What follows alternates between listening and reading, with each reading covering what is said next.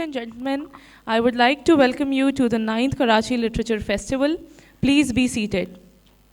We are about to begin our session titled Universities or Nurseries of Terrorism.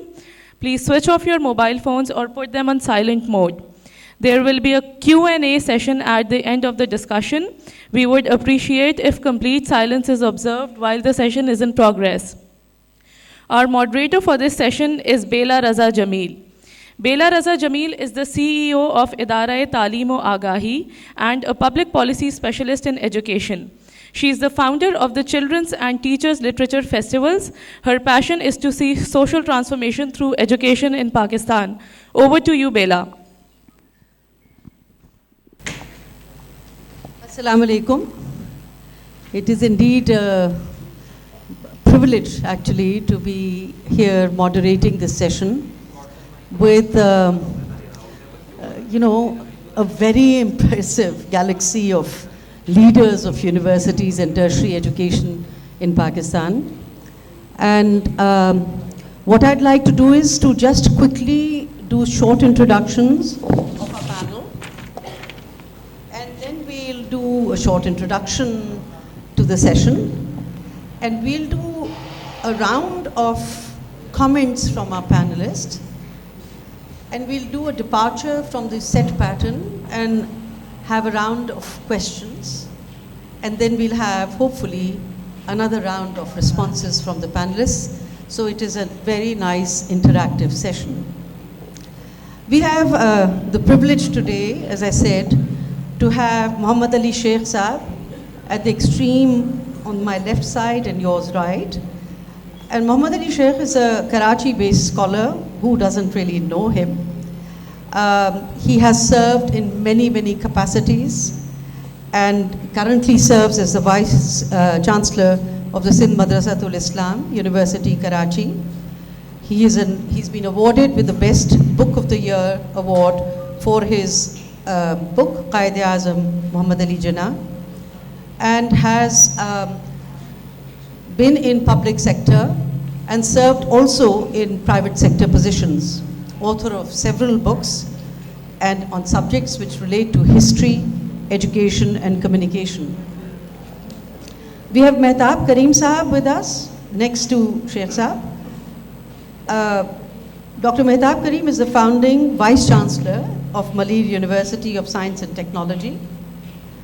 He has been a research professor at the School of Public Policy at George Mason University, USA, and has held academic positions at the Aga Khan University, Princeton University, Johns Hopkins, and London School of Economics, and of course, Quaid-e-Azam University and the University of Karachi. So he has been working extensively on the issue of radicalization and youth radicalization in Pakistan. So, and he has co-authored 3 books. So it's going to be very exciting to hear him, and especially someone who's looked at this subject so closely. We have Talib Karim Sahab, who's the president of the Institute of Business Management. He received his bachelor's degree in systems engineering and master's in economics from the University of Arizona. And in 1986, he joined a development finance institution and has worked there in many capacities. And he decided then to devote his full time towards the establishment of IOBM. And that's so wonderful to have someone as a pioneer who started a university. But he is not alone in that. We have, number 3 from the left side, Wasif Rizvi, who's the founding president of Habib University, another major trendsetter in social sciences, and of course, scholarship. Wasif has led the vision of the first liberal arts institution of higher learning in Pakistan, and has been involved in various areas of education development in the developing world, having served in Pakistan and in Asia and Africa, and worked for the Aga Khan Education Services. We have, last but not least, Dr. Farooq Iqbal, who serves as the director of the Institute of Business Administration, Karachi, with 30 years of research and management experience at the World Bank, and worked in many countries in Korea, Philippines, Indonesia, China, Iran, Egypt, and Gulf Cooperation Council. He has worked and published in various aspects of economic development, including growth, poverty, small and medium enterprise, trade and foreign investment, health insurance, local government, and political economy issues. So we have a tremendous wealth of experience sitting right here. And the topic before us is extremely an important one, looking at the whole issue of our universities, nurseries of terrorism. Not a day passes for a long, long time that we have to open our newspaper or any of the electronic channels to hear what is happening in Pakistan and how terrorism has become the dominant discourse, almost very sad but dominant discourse in this country, where it seems that for every conversation in the morning, it has to start with what the new metrics on terrorism are. But sadly so, people who are in this business of education, all of us, whether it is basic education or whether it is universities, we keep hearing that terrorism and the limits of terrorism hasn't quite crossed the barrier where we would perhaps turn this discourse around. And every day there's a new benchmark that we have to counter. But what's happening in universities is nothing new. I mentioned to them in my email in the preparation of this session that when I was young, we were in universities, we used to hear that going to such and such university, beware, because those are radical universities. They're radical universities because they teach you about equality, about humanism.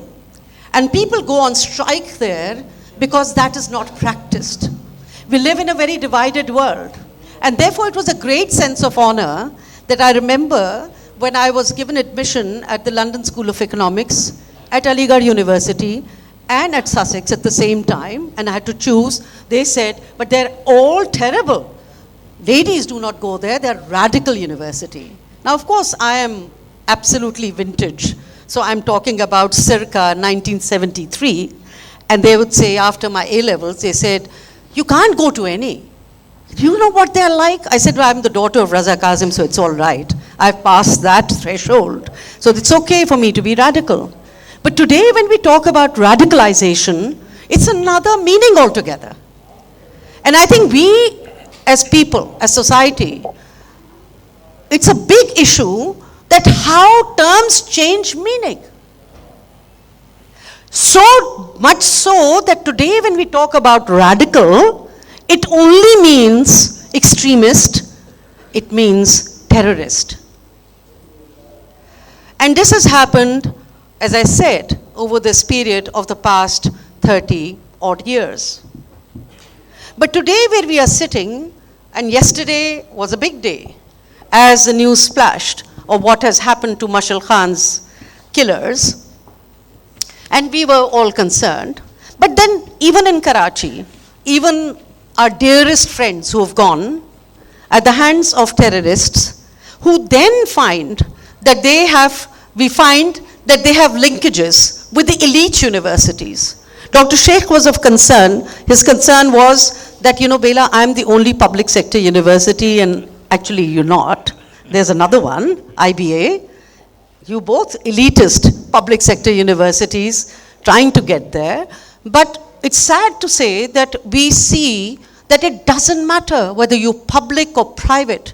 There is a dominant terrorist discourse because it's not the story, the binaries of madrasas where terrorism is born, but today we are talking about terrorism coming from some of the finest minds. And that's what's scary. And it's scary, and we leave it at that because today we are living not just in the fourth industrial revolution, but another age of artificial intelligence. And artificial intelligence means that today we have ideas of destruction or ideas of construction that can be amazing. But what's the choice that we make? اور آج کل کی جو ہماری universities ہیں وہاں پہ جو چیلنجز ہیں وہ ہر قسم کے ہیں, چاہے وہ آپ پرائیویٹ سیکٹر کی یونیورسٹی جو ہمیں کریم لگتی ہے کہ یہ بیسٹ ایلیٹ یونیورسٹیز میں سے ہیں پاکستان کی, چاہے وہ ڈاکٹرز پروڈیوس کرتے ہیں, چاہے وہ اکانومسٹ پروڈیوس کرتے ہیں, چاہے وہ انجینئرز کرتے ہیں, چاہے وہ سائنٹسٹ فزسسٹ کرتے ہیں, مگر ایک اچھا خاصا ایک ہمارے لیے چیلنج ہے کہ we are seeing that it is not just that students are being sucked into something, a movement which is out there, which is transnational, which is global, which goes beyond borders, but also that we have, it's not a story about students only, but it is also a story about faculty. So the question comes back to us, and we'll begin our conversation now, कि are universities today nurseries of terrorism? And of course, our point of discussion today and departure would be that we'd like to hear, so what can we do? Where do we go from here? And to have this captive audience, both you and here, people who are going to speak to this, I think it's going to be very important to hear how we want to take this conversation so that we have something when we leave this room today, we have got some ideas to work on. Some constructive ideas, because as Arfa Sayyida Zehra said today, this festival of ideas happening not because of the state, it's happening because of the society, because of you. And I think we have a very powerful group of people over here who can take this forward. I wanted to start this conversation with Talib Karim Sahab, because we have, with Mehtab Karim Sahab, and there's a reason, because he has been working on this business of how to counter youth radicalization, quote unquote. And what is, in fact, more than that, the whole issue of what is it and where are we really headed, Mehtab Sahab? Thank you very much. Assalamu alaikum, everybody. Well, I think a very important issue. Is that working? Can you hear me? Yes. Can you just bring it a bit closer? Okay, thank you. Yeah, a very important issue globally, not only Pakistan. But one thing you did mention about Aligarh, and I was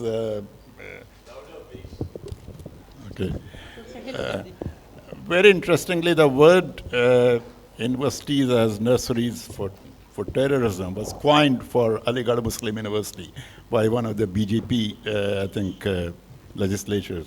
And there has been a lot of debate about it in Aligarh, and they said they are what I thought, and everybody thought, even at Aligarh. I was reading about it, as a matter of fact, story, that universities were supposed to be, or still are, cradles of knowledge all over the world.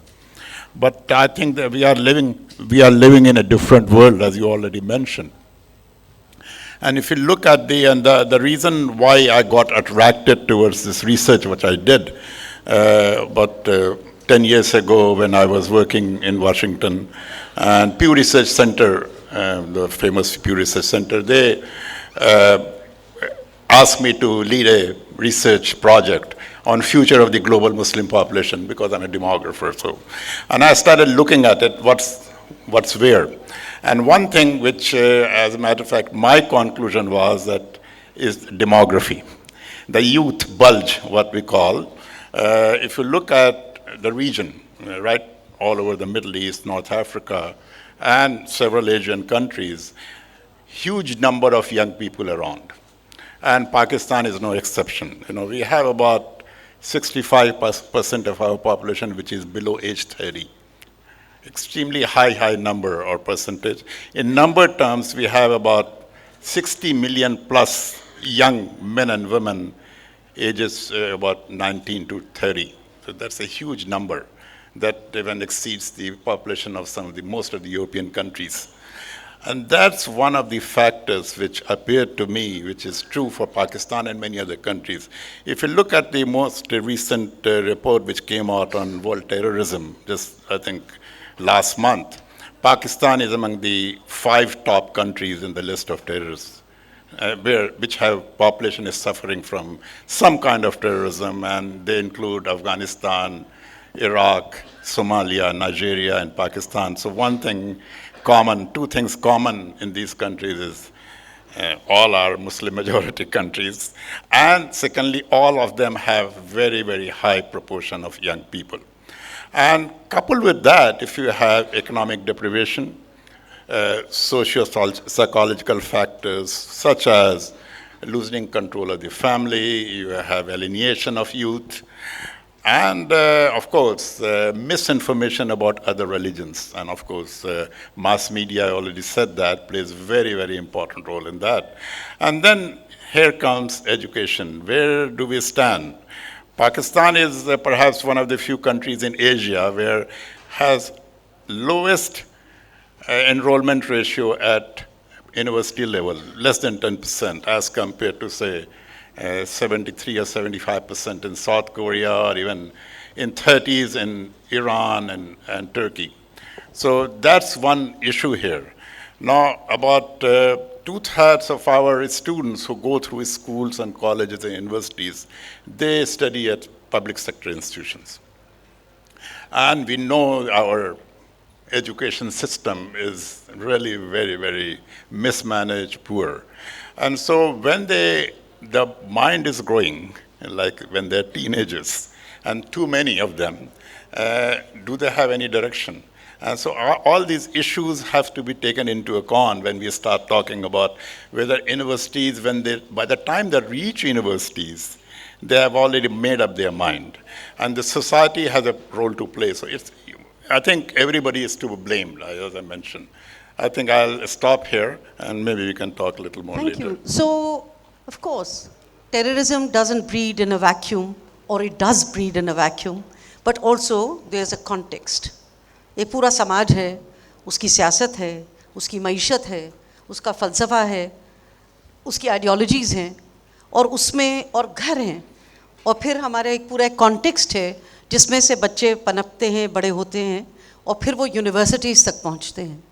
और फिर जब तक वो university तक आते हैं तो फिर ज़ाहिर है एक प्रोडक्ट आ रहा है आपके पास. सवाल वहीं पे पैदा होता है कि फिर यूनिवर्सिटीज़ में क्या सलूक होता है, क्या उनको सहूलतें मिलती हैं, क्या होता है कि जहाँ पे जो जहन है वो किस तरह से फिर आगे बढ़ता है, क्या वो समाज के साथ कंस्ट्रक्टिवली जुड़ता है या फिर एक और कोई रास्ता अख्तियार करता है. हमारे पास दो हेड्स हैं, चांसलर्स हैं यूनिवर्सिटीज़ के, जो कि बिजनेस एडमिनिस्ट्रेशन या इन तरह के सब्जेक्ट्स और डिसिप्लिन से डील कर रहे हैं. तालिब करीम साहब ने इंस्टीट्यूट ऑफ बिजनेस मैनेजमेंट किसी सोच से शुरू किया. आप बताइए, what is your experience and what is it that you have seen in your own university, and what are your thoughts on this whole topic, universities or nurseries of terrorism?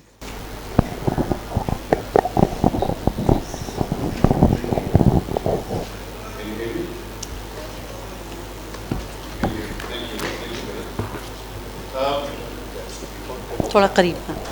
I think it's a matter of concern for all of us as administrators that effects of whether it's a private sector, university, or a public sector. Although the problem, with us, with our university is not very serious in this area, but we are aware of it. I think we need to take steps within our university, within our education institutions, to ensure that these type of incidents occur, and what are the reasons behind youth going towards being more radical.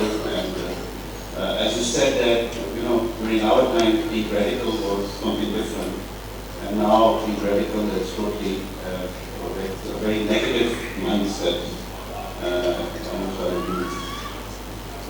And I think even Higher Education Commission and the highest authority now realize that the problem is there, and universities need to take steps to ensure that we try to counsel the youth within our universities to ensure that they are on the right path. Higher Education Commission last year called all the chancellors and heads of various institutions to talk about this problem. Then I think the concern is quite serious that Chief of the Army Staff meeting in South Asian countries was also with me in that meeting, and they also expressed this concern with the heads that we need to take steps. Now, what should we do? I think the youth to get to that stage of being suicidal or any other serious stage, I think it takes time. So we need to, first of all, ensure that once they come into our stream, into higher tertiary level education, that what are the ways to assess their thinking. We have initiated at IOB a small test in terms of initiatives in each type of test, in which we are trying to monitor at a very discrete level the thinking of our youth. Because what are they thinking? Do they have a negative mindset? Do they have a positive mindset? What do they think about the country? What do they think about the society? As Dr. Mehtab said, that a lot of these issues are directly linked with economical conditions.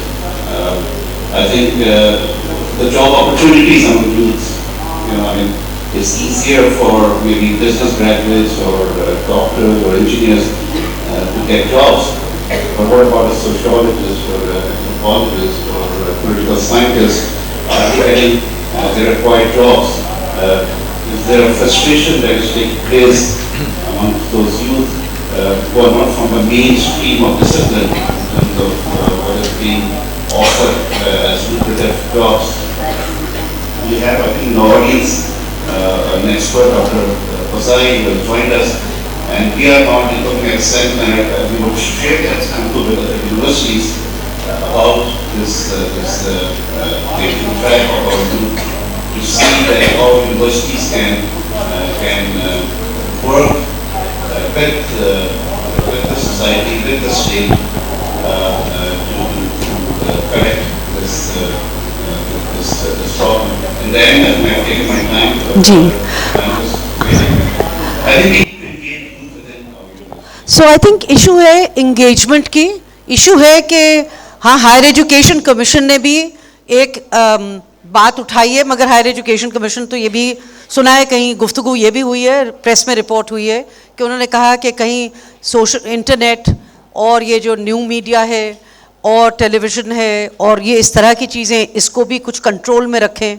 अब मुझे नहीं मालूम कि इस सदी में कैसे आप इन चीज़ों को कंट्रोल में रख सकते हैं, मगर सवाल ये पैदा होता है कि अगर हम सेकेंडरी एजुकेशन में भी जाएं, हालांकि हर पॉलिसी 2009 की पॉलिसी में आया कि ढेरों काउंसलर्स रखें सारे पब्लिक सेक्टर और प्राइवेट स्कूल्स भी, ताकि आप एडोलेसेंट्स को इंगेज कर सकें, ताकि जब तक वो यूनिवर्सिटीज़ जाएं you have actually addressed some of their social, emotional, psychological issues there and help them, counsel them.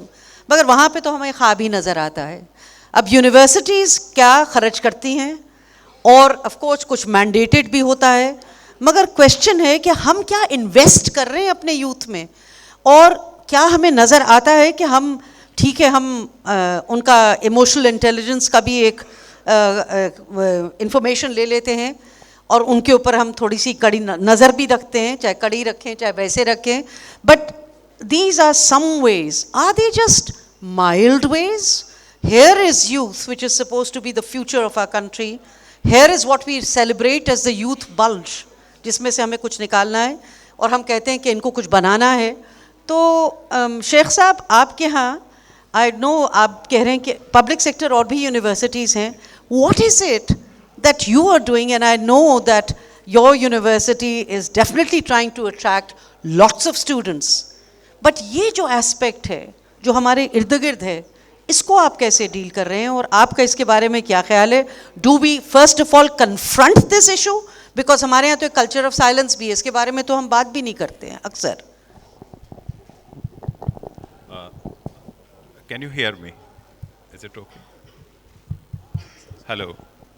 Yeah, I hope. پیچھے کچھ لوگ گفتگو کر رہے ہیں یا ٹیلی فون پہ ہیں؟ اچھا باہر سے آ رہی ہے. Okay okay, that's okay.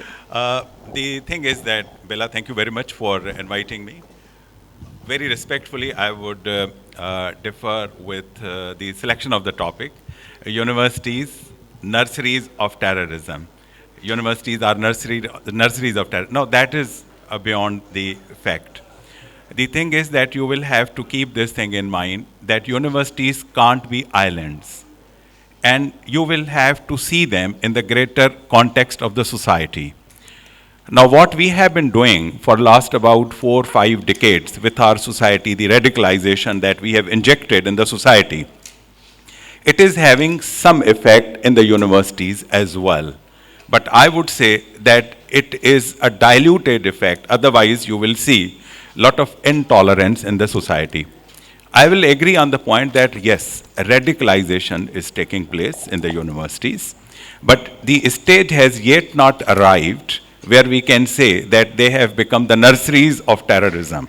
That stage is still, thank God, it's far from the present one. Now, why radicalization is taking place? Again, you will have to see the causes. When I compare the universities of 40, 50 years ago in this very land of Pakistan and today's universities, I find few very distinct features. For instance, one very distinct feature was diversity in the olden days.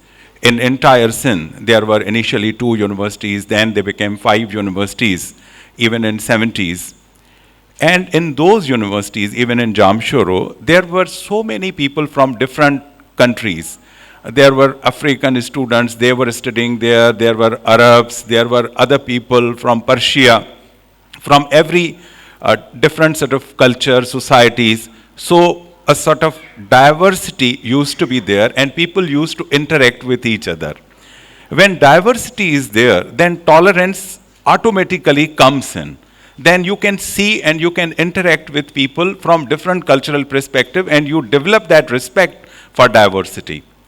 With passage of time, we increased number of universities and we ignored the fact that diversity has just stopped. So it is no more there. Now, in Mardan, the university, if you find a university, how many people from Karachi had been in Mardan? How many people from Hyderabad, even from Pakistan? I'm talking, what to talk about international students? You have students from West or from different countries. So diversity has gone down. This is one thing.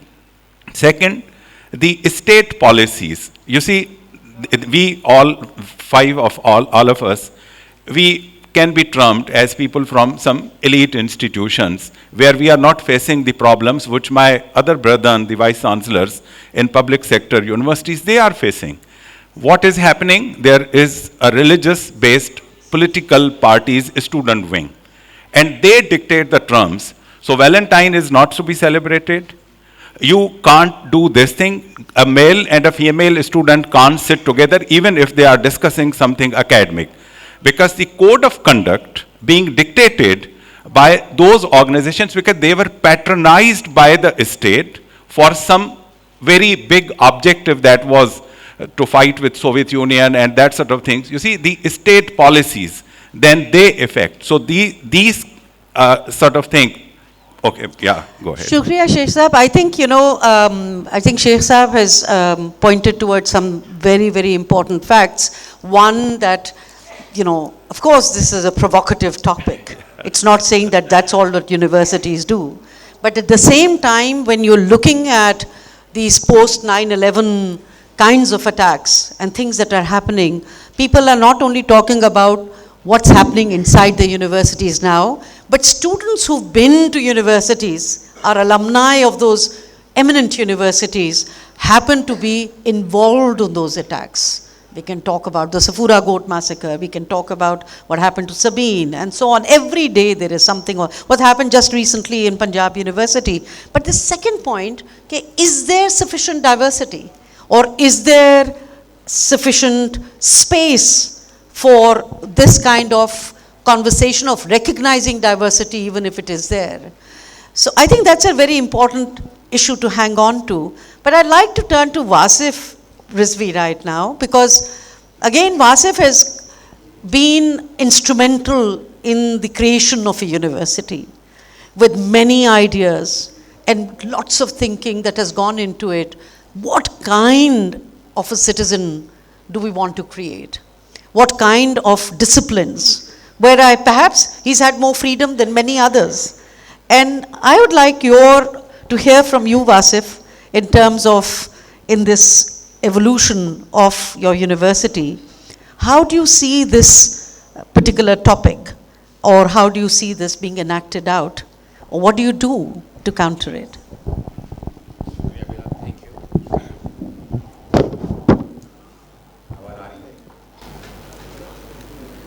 Sheikh Sabitra, I have a comment on the title as well. So the term nursery.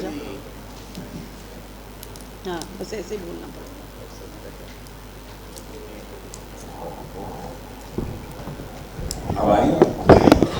The term nursery implies it's a systematic thing.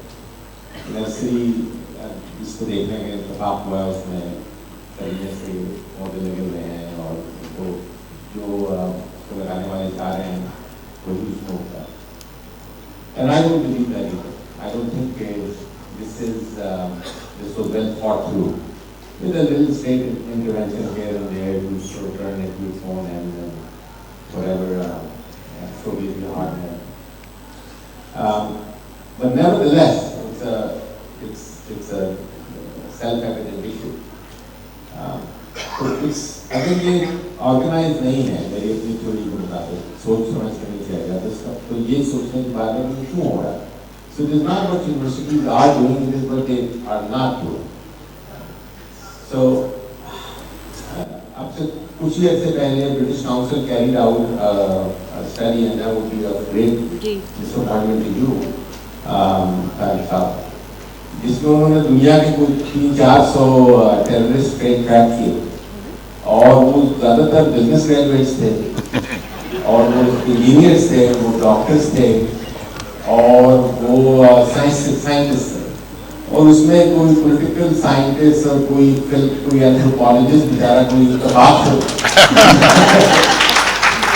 Very good.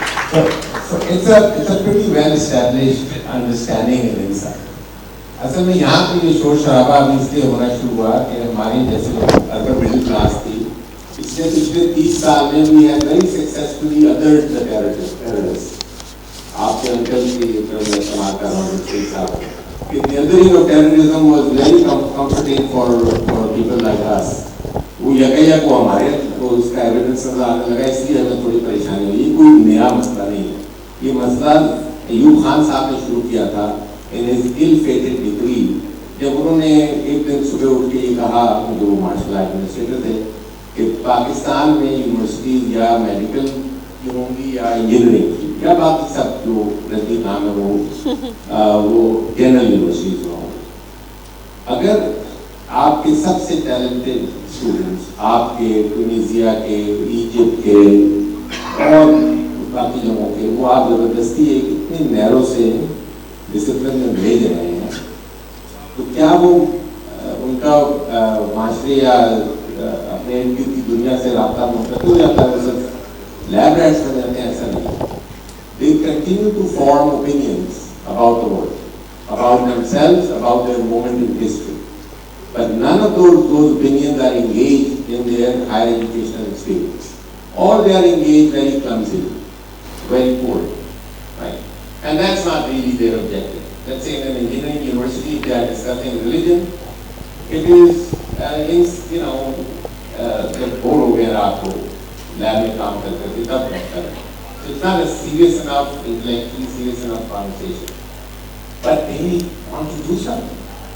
So if you're not intellectually refined, you have never been challenged, you have just formed a circle, and now with the help of social media, a circle of clones, intellectual clones around you, who feel and say and believe in exactly the same things as you do, which they do in a business school, which they do in an engineering college, which they do in a medical college, right? Then you have a problem. Then these kids are not robots. You don't program them कि आप बस यही करें. They want to do something else. Quickly, I had this quick conversation with His Highness the Aga Khan a couple of years ago, and he asked me, hey, what is your version of liberal arts? And he said, with all due respect, Your Highness, you can be a fully functional human being and not be a doctor, and not be an engineer, and even not do an MBA. But you can't be one without a personal and collective sense of history. Everyone has that. But if the intellectual experience is vacuous of it, it has absolutely no meaning about it, then people are forming those opinions. And they are coming back to haunt us in Safura, in Zamin, and in all of those places. And universities have done a disservice of not making it at the heart of their intellectual. Thank you. इस बात को आगे बढ़ाते हैं, और क्योंकि issue यही है कि हम एक लफ्ज़ को इस्तेमाल करते हैं, उस लफ्ज़ के माने भी बदल जाते हैं। मुझे याद है क्योंकि हम लोग ऐसे घर में पैदा हुए जहाँ पे आए दिन किसी ना किसी सियासी डेमोन्स्ट्रेशन में हिस्सा लेते थे, और ये भी पता चलता था कि हम किसी को मैंने कहा कि मैं 4 बरस की थी तब भी, या 2 बरस की थी तब भी बाप के कंधे पर माल रोड पे डेमोन्स्ट्रेशन हो रही होती थी तो तब भी जाते थे। और फिर तब भी सुना कि जब पॉलिटिकल हमारे स्टूडेंट्स की जो ग्रुप्स थे 60s में, वो कैसे सड़कों पे निकले, और फिर वो निकलते ही आए, और फिर उसके बाद उसका कुछ रंग बदल गया। जैसे शेख साहब ने कहा कि पॉलिटिकल पार्टीज़ के जो यूथ ग्रुप्स थे, यूनियंस थी, वो भी यूनिवर्सिटीज़ में उन्होंने जन्म लिया उसी पीरियड में, वो आज भी हैं वहाँ पे। और जैसे वासिफ ने अभी हमारे पास बात की कि हम जब इतने नैरो जोन में चले गए हैं तो जाहिर है वो तहकीक, तजस्सुस और सोच और फ़लसफ़े और वो चीज़ जो कि इंसान के दिल और दिमाग को और उसके वजूद को जोड़ता है, वो गुफ्तगू बहुत कम हो गई और इतनी रैंडम हो गई है कि वो दिलों में और अपने अमल में वो जगह उस तरह से नहीं बना पा रही। मगर इस सारे इशू के ऊपर, जो कि मेरे ख्याल में शायद एग्जैजरेटेड भी है, हम ये भी कह सकते हैं कि universities as nurseries of peace, मगर इसके ऊपर जो तहकीक दुनिया में हो रही है, this whole business of how do we look at the research on this aspect, और रिसर्च जो कि इस एस्पेक्ट को, क्योंकि हर चीज़ जो कि एक्सट्रीमिज़म और टेररिज्म से जुड़ी है वो सब इस्लाम से, जिहाद से, इस तरह की चीज़ों से, ये भी 9/11 के बाद ख़ास सौगात मिली है दुनिया भर में। तो डॉक्टर फ़ारूक भी कुछ इस बारे में कुछ बात करना चाह रहे थे। There some researches going on and he thought he would like to speak about some of these researches which I think should also inform the public debate on this. जी, थैंक यू जी। So since this is a literary festival, let me start on a literary note, which is exactly with the phrase nurseries of terrorism, like other people have. Now this is a very powerful metaphor, you know. It sets up a vivid picture in your mind. You know, you can almost imagine, as Wasif just said, of human saplings being collected and shaped and molded and grown into agents of destruction, right? And this metaphor militates against the conventional image of the university, right? As a place of thinking and writing and debating, all non-violent acts carried out by unassuming, innocuous professors and students, most likely underfed and underweight. So how did this come about, right? Why would one even think about associating universities with terror, with terrorism? Of course, you know, I can think of a few incidents in Pakistan in recent years that may have led to this problematic juxtaposition. But let me frame the issue in a wider geographical perspective than just Pakistan. So the link between universities and terrorism dates back at least to the 9/11 attacks, when it began to be widely noted that many, if not most, of the perpetrators were well-educated youths. Some of them had even been educated in Europe, right? And since then, there's been sort of work on this link between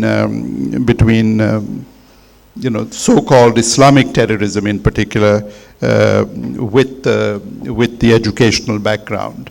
In fact, even recently with the now defunct ISIS, there was a huge discussion about why educated people from the West would flock to this medieval group, right? So is there really a link? As a social scientist myself, I'm most interested and attracted by arguments which are backed by some empirical analysis. So let me share some of what I have come across. Wasif just mentioned a British Council study. There is another study as well that I've come across. There are several, but the one that I have been most sort of attracted by is a very careful statistical study of the educational background of jihadis, right? The title of the study, published as a book in 2016, is Engineers of Jihad, the Curious Connection Between Violent Extremism and Education. Something like this, but softer. The authors are Diego Gambetta, a sociologist, and Stefan Hertog, a political scientist, both associated with the London School of Economics. And the database is roughly 500 individuals, selected because of their membership, and I quote, in groups that manifest an Islamist ideology of some kind and employ violence in pursuit of their aims. What the authors find is that engineers are massively overrepresented in this sample, right? Almost 45% of their sample studied at engineering colleges or universities. And this, by the way, is from many different countries. 35 nationalities are covered in the 500 people. So engineers are massively overrepresented. Even those who took Islamic studies as their major are only like 15 to 18% of the sample. And they also note that engineers are overrepresented among Western jihadis. So this is not just Eastern jihadis, meaning from the Middle East or South Asia, whatever. Even those who've grown up in the West and became jihadis tended to be mostly engineers. Okay. So why is this the case, right? They explore this further, and I'm going to just point out a few things, some interesting observations. One is that they find that there is little evidence to support the view that these people, the engineers who became jihadis, did so because of frustrated careers or lack of jobs. They were not pushed into becoming members of such groups by unfulfilled expectations. They chose to enlist voluntarily. And the authors then write a somewhat elegant phrase, radical Islam cannot be reduced to the effects of high labor market expectations combined with failed economic development. I mention this because there's an automatic most people automatically assume that you join such groups because you're sort of poor or you had high expectations and they were not met, and so on and so forth. And the failed economic development theories are then sort of put out. They don't find that, at least in their sample, right?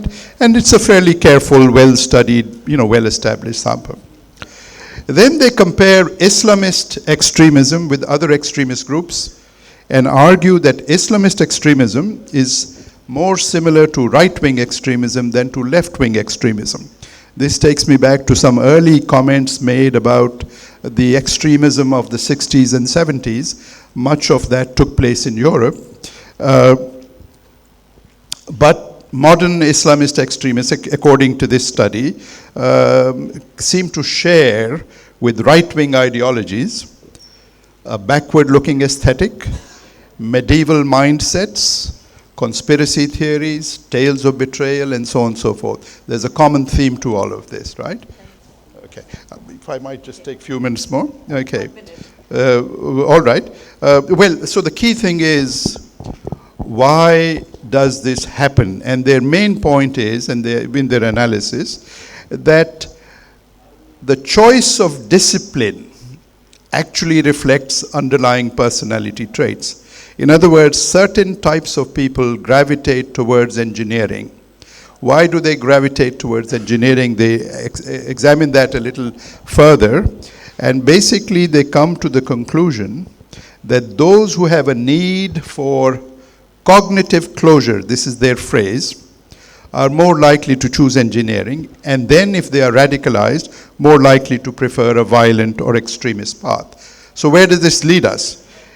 There is some connection between violent extremism and education, but it arises from pre-existing personality traits. It is not engineering that creates radicals, but certain personality traits that guide students into certain disciplines that may then reinforce the same traits. Thank you. Very quick, yes. Is there a mic around there? Please quickly state your name and your questions. We'll try and take. Can you take, please? Can someone help? आप इधर आके बोलना चाहेंगे? देर लग रही है mic को? जी. It's आप इधर बोलिए. Just quickly jump. Hi, my name is Minerva Tahir and I'm a journalist. My question is for Mr. Talib Karim, and I just wanted to ask if IBM is giving up in the face of threats, because your students have been told that the dress code is in place to save the university from radicals. And you know, like मैंने Karachi university से पढ़ा है, मैं कुछ भी पहन के जाती थी, there was no dress code. My sister goes to IBA, there's no dress code. So are you not promoting an attitude of appeasing those who have a mindset similar to the killers of Mashal Khan? Aren't you promoting youth radicalization indirectly? Can I, will you remember that? Okay. Quickly, two more questions. Yes, there was, okay. My name is Aqil Bilgrami. There's something that I think was missed out in this, and that is the history that is taught in your textbooks. History begins with Muhammad bin Qasim. All Hindus are our enemies. If this is taught from the primary school, then you're preparing people to go up to, Thank you. Nurseries. Great comment. Okay. I wanted to take something. I had just a quick question in terms of diversity. You know, years ago there were like students from different countries, but what about diversity from our own country, from Pakistan? How many universities celebrate Diwali, Nowruz, countless other festivals, religious, cultural of different groups who are Pakistani? Why don't we, charity begins at home? So what are universities doing in terms of fostering tolerance and diversity within our communities? Okay, yes, this gentleman was sitting right at the back.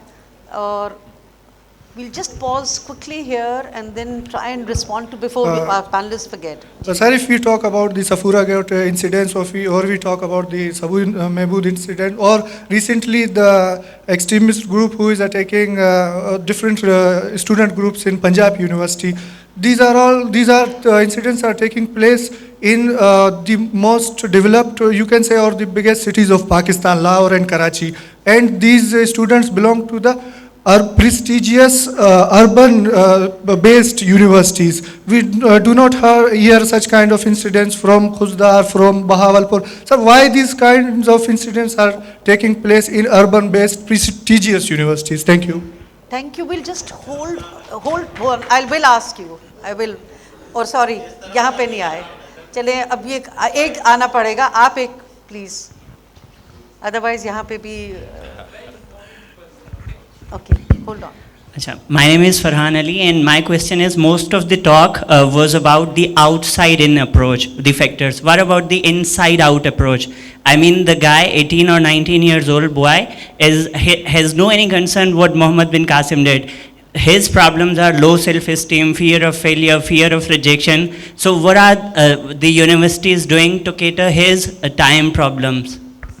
Thank you. Can we just hold on, and we'll come back to it. I think after this there is no session, so if we go over, it's okay. So can we come to you first? And so the responding, and then there's like a joint question on issue of how do you promote diversity and tolerance, and how do you look at the student and what the student comes with and his challenges. जी एक minute मैं आपको अभी बुलवाऊंगी. नहीं एक second आपको hold करना पड़ेगा. एक सेकेंड जी. Thank you for the question. I think yes, there was an issue with the dress code. I'm not aware whether IB or others have dress code. If they don't, we need to look at that. But I just want to, especially with you, to invite you to the campus, and you'll see a very diversified, open-minded group of students. Yes, there's a code of discipline, and dress code is one of those codes, but it's not what I think the word we used was, I don't recall, but we used the word radical when you were asking the question. It's not about that. It's just part of the code of conduct, and it's one minor part of code of conduct in terms of discipline. But if you come to the campus, please talk to the students, please find out how open-minded, how much we encourage them to participate. We open about events, we have musical concerts, we have dramas.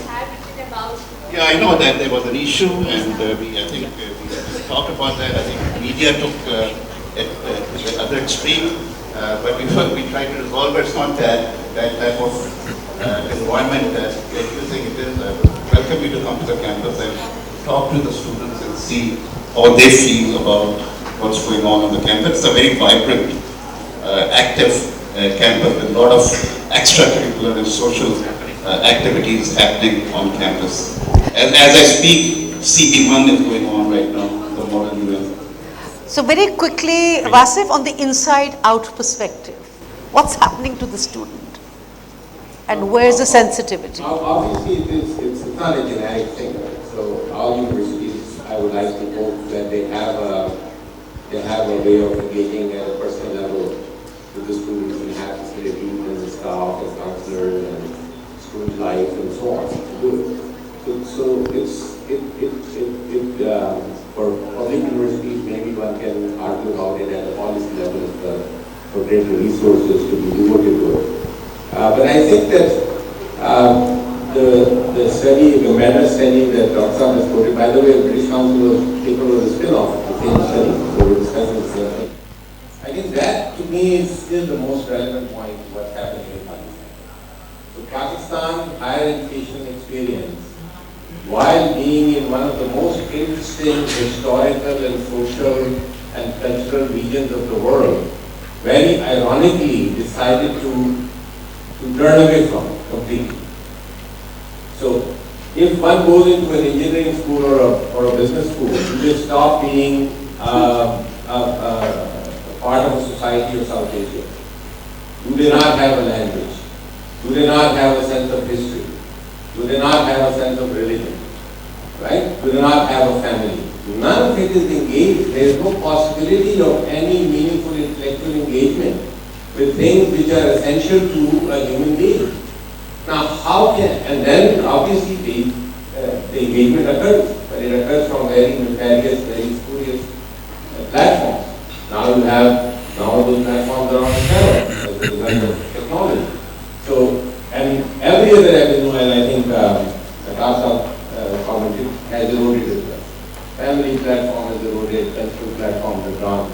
So now you have this bizarre narrative formation which comes in the minds of people. You पहले समझने वालों को बहुत बड़ा तीर मार लिया है. University में आके या MBA कर. Now they want to do something bigger. They feel like they have a higher calling without I mean, you know the first thing about it. ये तो आप इन रेडिकल की बात करें, आप इन YouTube सर्च करें, तमाम commentator on Islam and history जो है वो या डॉक्टर नहीं हैं इंडिया के. Point to consider. I'm not forgetting the questions on why urban and big cities and why and what do we do on diversity and tolerance. But let's take a few more questions because I think they may merge. There is somebody over there. Yes, please. एक second. Or there was somebody over here. Ji.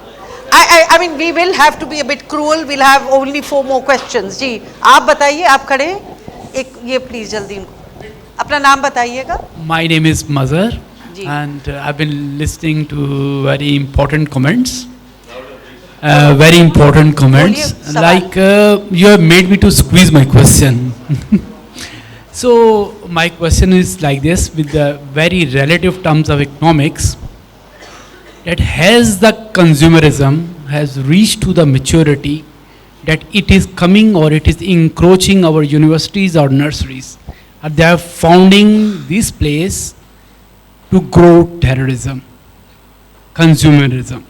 Why I'm saying like this, like Bitcoin is a part of a terrorism. Now they pay Bitcoin to fund terrorism. That's why I'm saying, is the consumerism has encroached these places, our societies, or we are looking at the wrong places to address terrorism in our society. Why? See, suicide bombing or anything else is not the footprint of this nation. This thing has never happened in Pakistan histories before, but it has started. So I'm saying who is doing or who is bringing this all to that maturity. Okay. God bless you. Very important, complex question. There's a lady over there. हाँ, एक minute please. एक second मैं वापस इधर हाँ हाँ एक minute please please. हाँ, एयर कंडीशन माहौल में दहशतगर्दी के बारे में बात करना बहुत आसान है. वैसे कोई फर्क हाँ एक मिनट मेरी पूरी बात सुन लेना. बहुत मजा आ रहा है एयर कंडीशन माहौल में दहशतगर्दी. मशाल का वाकया जिस यूनिवर्सिटी में हुआ है, वली खान यूनिवर्सिटी, वली खान ने गोलियों के भूचाड़ में, बारूद के उसमें जब मुजाहिदीन पे बात करना एक फैशन था, जिस तरह आज दहशतगर्दी पे बात करना एक फैशन है, तो हम क्यों ना उस यूनिवर्सिटी, मैं बहुत मजम्मत करता हूँ कि मशाल खान के साथ उस यूनिवर्सिटी में वाक़या हुआ जिन्होंने दहशतगर्दी के ख़िलाफ़ 40 साल तन तन्हा आवाज़ उठाई. आज तो सब बात कर रहे हैं, वो तन तन्हा. तो उनकी जो रिसर्च से हमारे माहिरीन यूनिसेफ और दूसरे इदारों के रिसर्च से तो फ़ायदे उठा रहे हैं. वो बंदा जिन्होंने 40 साल दहशतगर्दी के ख़िलाफ़ आवाज़ उठाई, तो हम उनको खराज तहसीन पेश क्यों नहीं करते, एक. और दूसरी बात है कि उनके रिसर्च से हम क्यों फ़ायदा नहीं उठाते. बहुत शुक्रिया. ठीक है. There's a lady there and we're going to come back. We'll be able to take only 3 more questions. Assalamu alaikum. My name is Elvina and I have been associated with some Sufi people, and we have been meeting a lot of young people who have been radicalized.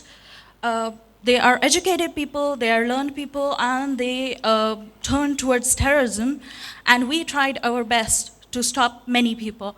Alhamdulillah. And this is my concern, which we noticed was that the people, the engineers, the doctors, the educated people, they achieve everything in their lives, and then they are asked a question. आपने दुनिया के लिए तो सब कुछ कर लिया, दीन के लिए आप क्या करेंगे? And when this question comes, they start thinking that our worldly education is not benefiting our religion, which is wrong. Prophet Sayyidina Muhammad Sallallahu Alaihi Wasallam image that they are taught at universities, at school, is wrong. Prophet Sallallahu Alaihi Wasallam was the most tolerant person. He tolerated for 23 years. He tolerated and he taught Islam not in one day, in 23 years. Thank you. Okay, and I want to ask this. Are you people at your universities doing anything to teach these people that you are teaching that they are being a good part of the community, they are helping the Ummatun Nabi sallallahu alaihi wasallam when they grow up as engineers, as doctors? They don't have to be destructive, to show them that this is okay to be in doing something for dunya as well as deen. It's not something out of dunya. There was that young man has been... Bella, I have a question. My name is Farooq Sheikh. I'm an IBA graduate and served in corporate sector. My question is, I'm also teaching for last 15 years as a visiting faculty member, and I have studied in madrasa as well. So I've seen people who, we need to work more on a grassroots level. Universities, when kids come in, I have a 14-year-old child, I'm really concerned about him because of the social media, the people he interacts, like his friends. So my question to the distinguished panelist here is that universities' role in forming, in like framing or in shaping their future minds or helping, I'm trying to like come back to the like how universities can play role by going to the grassroots level, where actually the students are coming from the madrasas, where they are being inculcated with a certain thought process. What universities' role can play? And the other question is, we have so many seminars and all that. Can we have some committee or some action plan coming out of form next, that so that we can take these steps into the action? And I'm volunteering for that as well. Last question over here, and we'll come back. There's a very rich set of questions which needs to be addressed. Ji, jaldi boliyega aur sawal kariyega. Assalamu alaikum. Now, I might be Junaid Khan, and I've done economics. So, I believe the issue is basically what we taught from childhood, that there's only right and wrong, and there's nothing in between. So that reduces the tolerance level in a person. So what you'll think is that if I'm right, this person must be wrong. And if one of us has to, it's like a zero-sum game. So that diminishes tolerance from a very young age, and then it ends up in universities the same. Okay. Ji.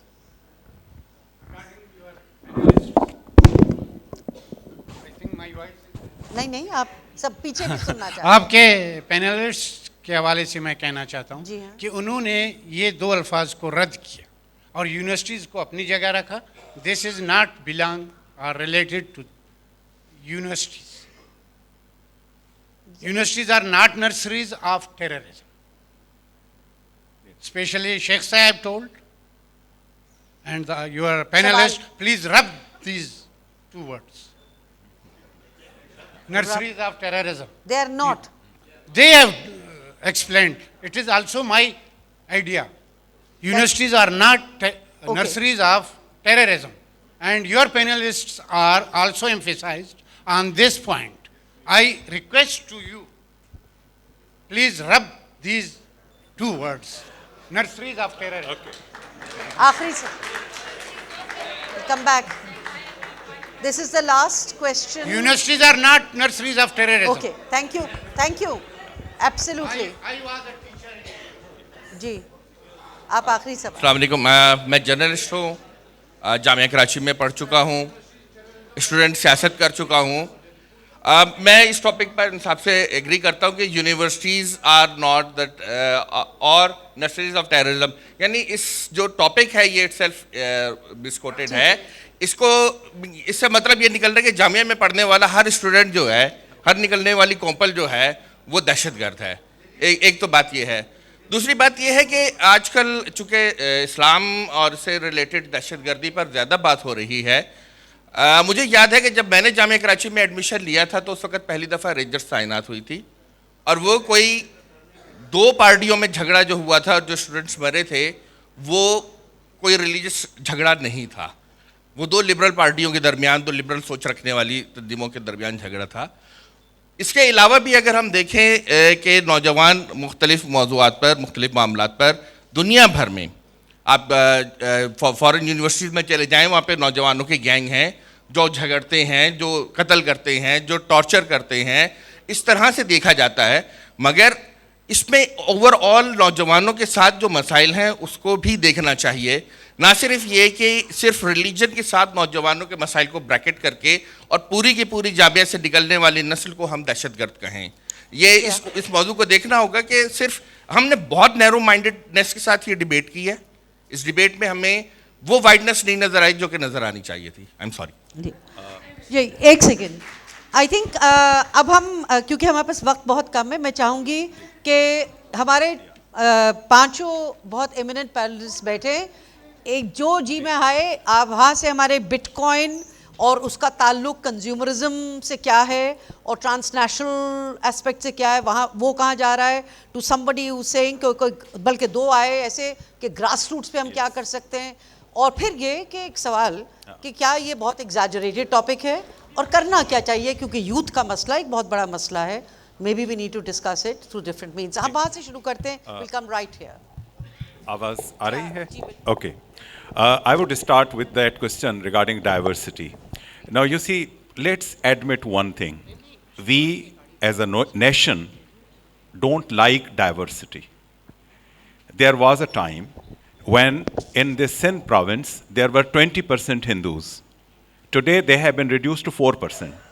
16% had to leave this country because of our intolerant behavior. There was a time when Mr. A.B. Talkar, who was a Jewish, he could head science faculty in Sindh Madrasatul Islam for 25 years. Can we imagine today a Jewish heading science faculty in any of the university in our country? There was a time when Christians, when Sikhs, when Hindus, they were tolerated. We used to celebrate Holies. We used to celebrate Christmas together. We used to celebrate Eid. As a society, and universities are offshoot of the societies. They are mirrors of the society. Now, we have done away with most of the minorities. Now the war is going on. It's because now it's the Sunnis. We first finished off the other minorities. Now then war started within Shia and Sunni communities. Now within the Sunni community, then Brelvis and Devbandis. Now amongst Brelvis, again there are two factions. So you see, now the tolerance, the acceptance for a different point of view as a nation, we lack that. And universities are just manifesting that one point. One very important thing, that because we are the intellectual leaders, universities, we just can't sit down and we say that this is how it is happening, so we can't do.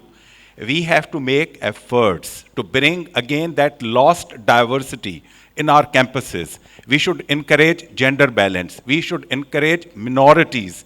We should inculcate the habit and respect for that diversity.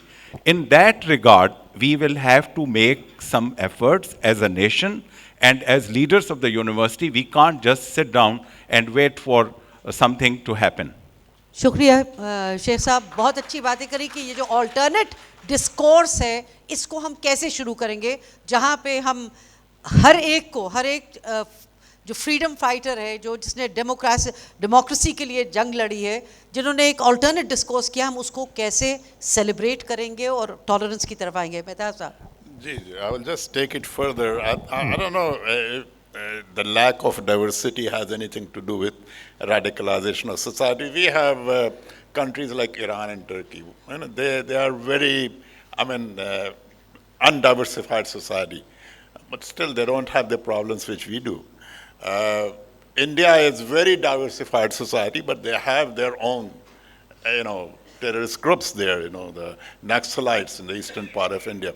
So there has to be some reason which we are unable to identify. And I think, as I said it, I don't want to repeat it further. And Europe was a very polarized society till the 19th, 20th century. They used to fight each other all the time. But what happened there, that they have been able to control this kind of radicalization which happen in Europe all the time, radicalization in different sense, terrorism or whatever, or fighting with each other. And I think what I had pointed out earlier, if we are able to take care of those, and one of the things which I had mentioned, too many young people and no direction. And if we come back to the university, as the gentleman said, why not we look at the universities only? Universities have a very important role to play there. They are the one who are producing tomorrow's leaders. You know, they are the getting, and I think faculty at the university, when we used to study at the universities, as you and most of the people sitting here on the dais, perhaps some of us are younger, we had role models among the faculty members, which is, I think it's not there anymore. That's very important. We have to see that what is the role of faculty. If we are unable to identify those roles, I think that's because they have a set mind they come from, and that has to be changed. Vasif. Let me dabble on and I'll repeat whatever I'm saying. सबसे पहली बात ये कहते हैं doctor साहब कि पाकिस्तान कोई इस पूरा इराक से बाहर की वाक़या की जगह नहीं है.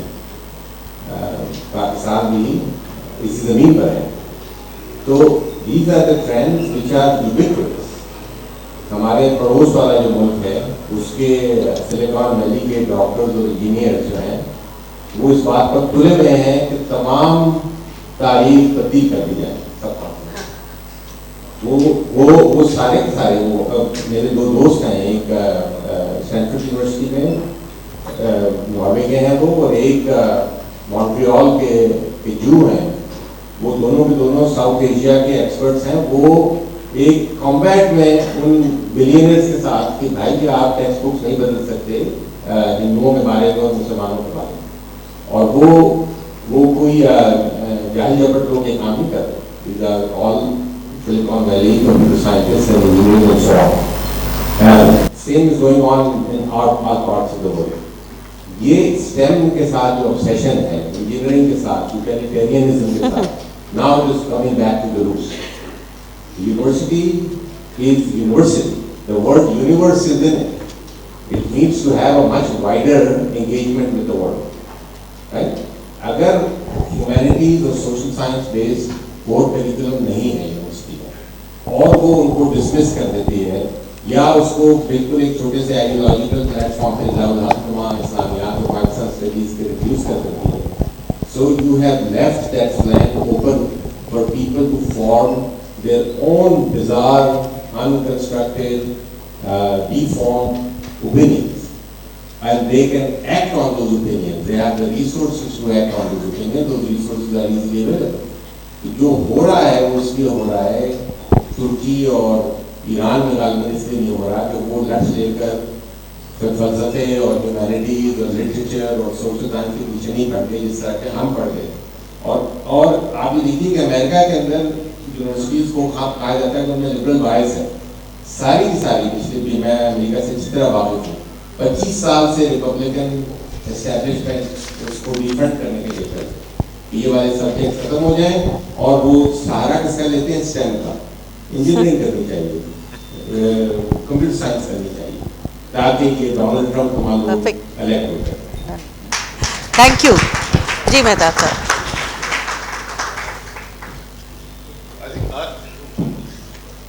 I have high hopes for our youth. I think dynamic.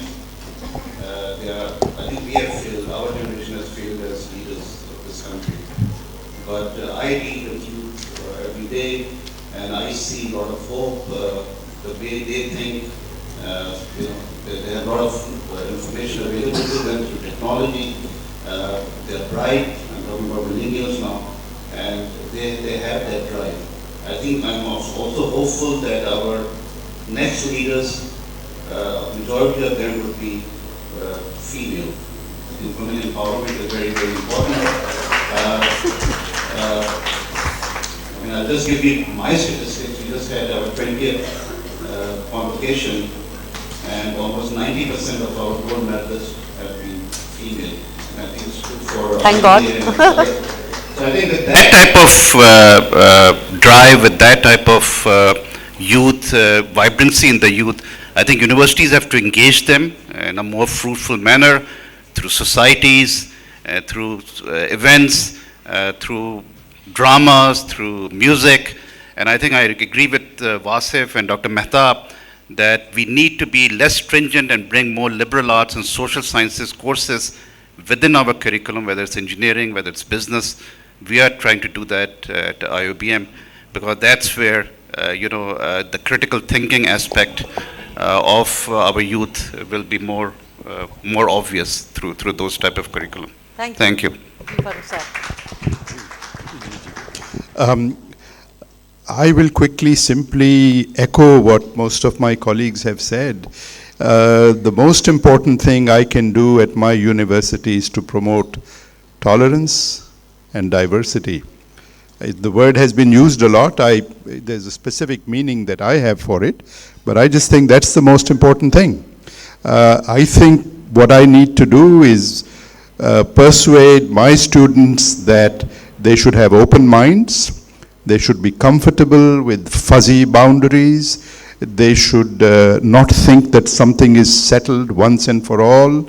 They should be comfortable with ambivalence. That's the world we live in. There are many different kinds of people. When you sit with them, when you talk to them, when you eat with them, you get a sense that they all share some basic humanity with you. And that's the most important thing that you should carry away from at least my university. Thank you. शुक्रिया. सवाल बहुत सारे हुए और हमें मालूम है कि सबके शायद जवाब वैसे नहीं मिले होंगे, मगर एक बहुत तेज़ी से एक बहते हुए तब्दील होते हुए धारे में जो एक दुनिया का धारा है, वहाँ पे बहुत सारी तब्दीलियाँ आ रही हैं और बहुत सारे हमारे जो इश्यूज़ हैं वो भी हमारे सामने हैं. एक एग्जैजरेटेड टॉपिक, जानबूझ के प्रोवोकेटिव टॉपिक लिया गया कि क्या हमारे यूनिवर्सिटीज़ जो हैं वो क्या नर्सरीज ऑफ टेररिज्म हैं, क्या वहाँ पे जो हमारी कॉन्वर्सेशन है हम उसको किस तरह से तब्दील करें. और हमारे इसी माशरे में बहुत सारे अल्टरनेट डिस्कोर्सेस चल रहे हैं और वो अल्टरनेट डिस्कोर्सेस जिसकी तरफ और जो सारे हमारे यूनिवर्सिटी के जो हेड्स हैं और जो हमारे इतनी इम्पॉर्टेंट यूनिवर्सिटीज़ के जहाँ पे which are seen as trend setters over here, we see there alternate paths emerging. This only not one pathway.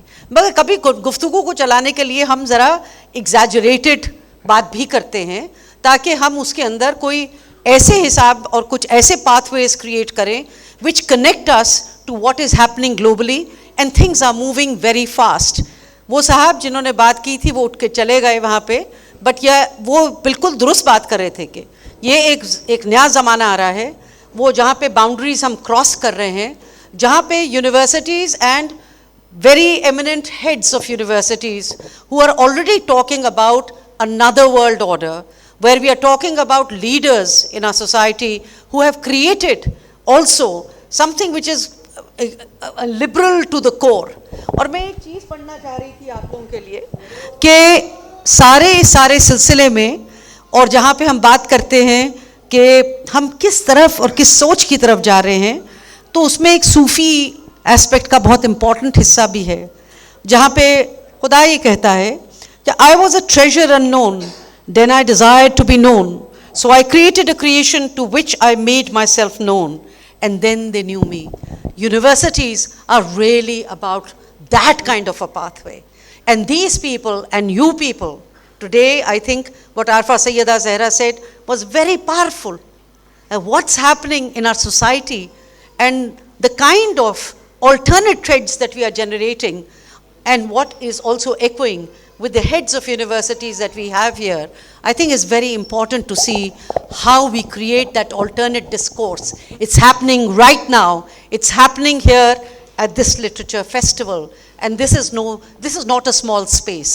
This is where big ideas are going to come from, where we will be transforming, where this exaggerated notion as universities or nurseries of terrorism is going to be set aside very solidly, because we will see that alternate discourse emerging. I want to thank you all for all the questions, and I want to thank this eminent panel over here, which really lent a lot of substance to what we were discussing. बहुत बहुत शुक्रिया आपके आने का. Enjoy the festival. The next 2 days are going to be awesome.